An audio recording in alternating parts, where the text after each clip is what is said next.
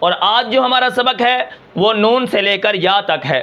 یعنی کل میں نے آپ کو نون بتایا تھا لیکن اس کے اندر ایک غلطی ہو گئی تھی، میں نے آخری جو صفت تھی وہ غلط لکھی تھی، اس لیے آج میں یہاں پر اس کی وضاحت کر دیتا ہوں. ٹھیک ہے، تو سب سے پہلے جو ہمارا حرف ہے وہ ہے نون. اب دیکھتے ہیں کہ نون کے اندر کتنی صفات پائی جاتی ہیں. اب یہاں پر دیکھیں، سب سے پہلے نون کے اندر جو صفات ہے وہ ہے جہر.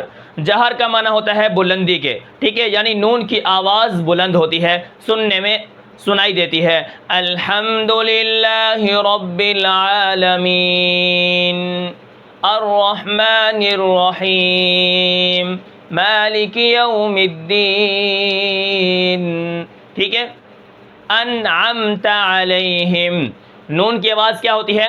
سنائی دیتی ہے، یعنی بلند ہوتی ہے. نون کے اندر جو صفت ہے وہ ہے توسط. نہ نون کیا ہوتا ہے؟ سخت ہوتا ہے، نہ نون زیادہ نرم ہوتا ہے. ٹھیک ہے، درمیانی حالت ہوتی ہے اور اس درمیانی حالت کو توسط کہتے ہیں، یعنی درمیان میں واقع ہونے والی صفت. ٹھیک ہے، یہ شدت اور رخوت کے درمیان میں ہے. ٹھیک ہے، اب اس کے بعد اس کے اندر استفال اور انفتاح، یہ جو دو صفات ہیں یہ باریکی کی ہیں، یعنی نون کیا ہوتا ہے؟ باریک پڑھا جاتا ہے. انعمت علیہم ولا الضالین. ٹھیک ہے، نون کیا ہوتا ہے؟ انعمت. ٹھیک ہے، نون کیا ہوتا ہے؟ باریک پڑھا جاتا ہے. اب اس کے بعد اس کے اندر ایک صفت ہے وہ ہے اذلاق. اذلاق کا معنی پھسل کر ادا ہوتا ہے. نون کیا ہوتا ہے؟ ان زبان کے کنارے سے کیا ہوتا ہے؟ پھسل کر ادا ہو جاتا ہے. ٹھیک ہے، اب اس کے بعد یہ جو دو صفات ہیں یہ باریکی کی ہیں، اور اذلاق کا مطلب پھسلنا، یعنی حرف نون جو ہے یہ پھسلتا ہوا ادا ہوتا ہے. ویسے یہ 6 حرف ہیں: فا میم با لن را، فا میم با لام نون را، یہ اپنے مخرج سے پھسلتے ہوئے ادا ہوتے ہیں، ان کے اندر یہ اذلاق صفت ہے. ٹھیک ہے، اب اس کے بعد نون کے اندر ایک اور صفت ہوتی ہے غنہ کی. یہاں پر حضرت مصنف نے وہ نہیں بیان کی، کیونکہ جب بھی نون پڑھا جاتا ہے تو اس کے اندر غنہ آٹومیٹک ہو جاتا ہے، اسی لیے بیان کرنے کی ضرورت نہیں ہے. انعمت علی ناک کے اندر آواز چلی جاتی ہے. یہاں پر نمبر 2 پر جو ہمارا حرف ہے وہ ہے واو. ٹھیک ہے، اب اس کے اندر دیکھتے ہیں کہ کون کون سی صفات پائی گئی ہیں. نمبر 1 جہر. جہر کا معنی یہ ہے کہ یہ اس کی آواز بلند ہوگی. والذین آمنوا وعملوا الصالحات، سننے میں سنائی دے گی.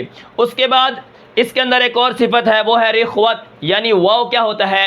اس کی آواز جو ہے نرم ہوتی ہے، یعنی سخت نہیں ہوتی. ٹھیک ہے، والذین آمنوا. ٹھیک ہے، اس کے بعد اس کے اندر 2 صفات باریکی کی ہیں، استفال اور انفتاح. ان کی وجہ سے واو باریک ہوتا ہے، والذین موٹا نہیں ہوتا. والذین آمنوا وعملوا الصالحات.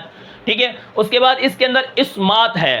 اسمات کا معنی ہے کیا ہوتا ہے؟ اسمات کا معنی ہوتا ہے جماؤ کے ساتھ ادا ہونا، مضبوطی کے ساتھ ادا ہونا. ٹھیک ہے، اب یہاں پر جیسے انہوں نے پہلے اذلاق کو بیان کیا تھا کہ ہونٹوں سے جو حرف ہیں فا میم با یہ پھسلتے ہوئے ادا ہوتے ہیں، تو واو کو بھی یہاں پر بیان کرنا تھا. واو کو یہاں کیوں لے آئے؟ یہ وضاحت کریں. تو اس کا جواب یہ ہے کہ واو جو ہے یہ سخت ادا ہوتا ہے دونوں ہونٹوں کے گول کرنے سے. اس کے اندر جماؤ کے ساتھ والذین آمنوا پھسلتا ہوا ادا نہیں ہوتا. ٹھیک ہے، یہ مضبوطی اور جماؤ کے ساتھ ادا ہوتا ہے، اسی لیے یہ اذلاق میں نہیں ہے. ٹھیک ہے، یہ جماؤ کے ساتھ ادا ہوتا ہے، والذین آمنوا وعملوا الصالحات. ٹھیک ہے، اس کے بعد اس کے اندر ایک اور صفت ہے وہ ہے لین، یعنی کیا ہوتا ہے؟ واو ساکن ہو پیچھے زبر ہو، جیسے تو جیسے من خوف. ٹھیک ہے، تو یہ کیا ہوتا ہے؟ اس کے اندر واو کیا ہوتا ہے؟ نرمی ہوتی ہے واو کے اندر. اس کے اندر ایک صفت ہے لین، جب واو کے پیچھے زبر ہو. اسی طرح اس کے اندر حروف مدہ بھی آ جاتا ہے، اگر واو کے پیچھے پیش ہو تو وہ حروف مدہ لام و پیش لو اس کو کھینچ کے پڑھتے ہیں. لیکن یہاں پر مدیت والی جو صفت ہے وہ بیان نہیں ہوئی، کیونکہ واو کے اندر اسی طرح حروف مدہ کے اندر حروف مدہ ان کو اس لیے کہتے ہیں کہ ان کے اندر مد ہوتا ہے. اگر مد نہ کیا جائے تو اس کی ذات ہی باقی نہیں رہتی، اس لیے صفت کو بیان نہیں کیا. اب نمبر 3 پر جو ہمارا حرف ہے وہ ہے ہا. ٹھیک ہے، اب ہا کی جو آواز ہوتی ہے یہ ہمز کی وجہ سے کیا ہوتی ہے؟ پست ہوتی ہے اور سانس جاری رہتا ہے. حمزہ ہا زبر سانس جاری ہے اور آواز کے اندر پستی ہے، سراجا آواز پست ہے اور سانس جاری ہے۔ اب ہا کے اندر جو دوسری صفت ہے وہ ہے رخوت۔ رخوت کا معنی ہے نرمی کے اور آواز جاری رہتی ہے، سراجا ہا کے اندر کیا ہوتی ہے؟ نرمی ہوتی ہے اور اس کی آواز جاری رہتی ہے۔ اس کے بعد استفال اور انفتاح یہ دونوں باریکی کی صفات ہیں، تو ہا کیا ہوتا ہے؟ باریک ہوتا ہے، ٹھیک ہے۔ اس کے بعد اس کے اندر اسمات ہے، یعنی سختی اور جماؤ کے ساتھ ہا کو ہم ادا کرتے ہیں، اس کے اندر 5 صفات ہیں۔ اس کے بعد نمبر 4 پر ہمارا حرف ہے وہ ہے حمزہ۔ اب یہ جو حمزہ ہے یعنی عین کا سرا، ٹھیک ہے، اس کے اندر صفت جو ہے جہر ہے۔ جہر کا معنی بلندی، یعنی حمزہ کے اندر بلندی ہوتی ہے، اس کی آواز بلند ہوگی، جیسے ٹھیک ہے۔ اب اس کے بعد دیکھیں شدت ہے۔ شدت کا مطلب ہے سختی، الحمد للہ رب العالمین۔ شدت حمزہ کے اندر کیا ہوتی ہے؟ شدت ہوتی ہے، یعنی حمزہ کی آواز سخت ہوتی ہے، ٹھیک ہے۔ اب یہاں پر دیکھیں استفال اور انفتاح کی وجہ سے حمزہ کیا ہوتا ہے؟ باریک ہوتا ہے، ٹھیک ہے۔ الحمد للہ رب العالمین، باریک، حمزہ کیا ہوتا ہے؟ باریک ہوتا ہے استفال اور انفتاح کی وجہ سے۔ اسمات کی وجہ سے یہ کیا ہوتا ہے؟ جماؤ کے ساتھ ادا ہوتا ہے، الحمدللہ، پھسلتے ہوئے ادا نہیں ہوتا۔ اس کے بعد نمبر آخر پر جو ہمارا حرف ہے وہ ہے یا۔ یا کے اندر جہر ہے۔ جہر کا معنی کیا ہے؟ یعنی یا کی آواز بلند ہوتی ہے، یا کی آواز سنائی دیتی ہے۔ اب یا کے اندر جو دوسری صفت ہے وہ ہے رخوت، یعنی یا کی آواز کیا ہوتی ہے؟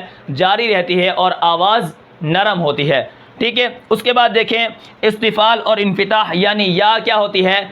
باریک ہوتی ہے، ایاک نعبد و ایاک، ٹھیک ہے، یا کیا ہوتی ہے؟ باریک ہوتی ہے۔ اس کے بعد اس کے اندر اسمات ہے۔ اسمات کا معنی کیا ہے؟ یعنی مضبوطی اور جماؤ کے ساتھ ادا ہونا، ایاک نعبد و ایاک، ٹھیک ہے۔ یہاں پر دیکھیں یہ جماؤ کے ساتھ اور مضبوطی کے ساتھ ادا ہو رہی ہے۔ اس کے بعد اس یا کے اندر آخری جو صفت ہے، چھٹی صفت، وہ ہے لین۔ اگر یا سے پہلے زبر ہو تو یہ کیا ہوتی ہے؟ نرمی کے ساتھ پڑھی جاتی ہے، جیسے والصیف، والصیف، با یا زبر بئی، تا یا زبر تئی، ٹھیک ہے، اہل البیت۔ تو اب یہاں پر آپ ان مثالوں کے ساتھ سمجھ لیں کہ یا کے اندر 6 صفات ہوتی ہیں اور ایک حروف مدہ کی بھی ہوتی ہے، یہاں پر وہ بیان نہیں ہوئی۔ اس کے بیان کرنے کا جو مقصد ہے وہ یہ ہے کہ یا مدہ، واو مدہ، الف مدہ، ان کے اندر صفت مدیت ایسی لازم طور پر پائی گئی ہے، اگر وہ مدیت والی صفت نکال دیں تو وہ حرف باقی نہیں رہتا، اس لیے اس کو بیان نہیں کیا۔ اس کو جیسے بھی ہم پڑھتے ہیں تو مد کی جو صفت ہے وہ ادا ہو جاتی ہے، ٹھیک ہے۔ تو یہ تھی حرفوں کی صفات، میں نے آپ کو الف سے لے کر یا تک یہ حرفوں کی صفات بتائی ہیں۔ تو میں امید کرتا ہوں کہ آپ نے ان سبق کو دیکھا ہوگا اور سمجھا ہوگا، اور یہ بھی دیکھا ہوگا کہ حرفوں کے اندر کون کون سی صفات پائی گئی ہیں۔ اب یہاں پر دیکھیں اگلا جو ہمارا سبق ہوگا وہ ہے صفات کے درجات، یعنی کچھ صفات ایسی ہیں جو کیا ہوتی ہیں؟ قوی ہوتی ہیں، اور کچھ ایسی صفات ہیں جو کیا ہوتی ہیں؟ ضعیف ہوتی ہیں۔ ان کی وجہ سے حرف کیا ہوتے ہیں؟ ضعیف ہوتے ہیں، اضعف ہوتے ہیں، قوی ہوتے ہیں، اقوا ہوتے ہیں۔ انشاءاللہ یہ ہم آگے جانیں گے کہ کون سے حرف کیا ہیں؟ قوی ہیں اور کون سے حرف ضعیف ہیں۔ تو میں امید کرتا ہوں کہ آپ کو یہ صفات لازمہ جو میں نے 1 سے لے کر 17 تک صفات لازمہ اور الف سے لے کر یا تک میں نے حرفوں کے اندر یہ آپ کو بتایا ہے، ٹھیک ہے۔ آج ہماری صفات لازمہ یہ مکمل ہو گئی حرفوں کے اندر۔ تو میں امید کرتا ہوں کہ آپ کو یہ سبق سمجھ آیا ہوگا۔ پھر ملتے ہیں انشاءاللہ اگلے سبق میں، تب تک کے لیے مجھے اجازت دیجیے، اللہ حافظ۔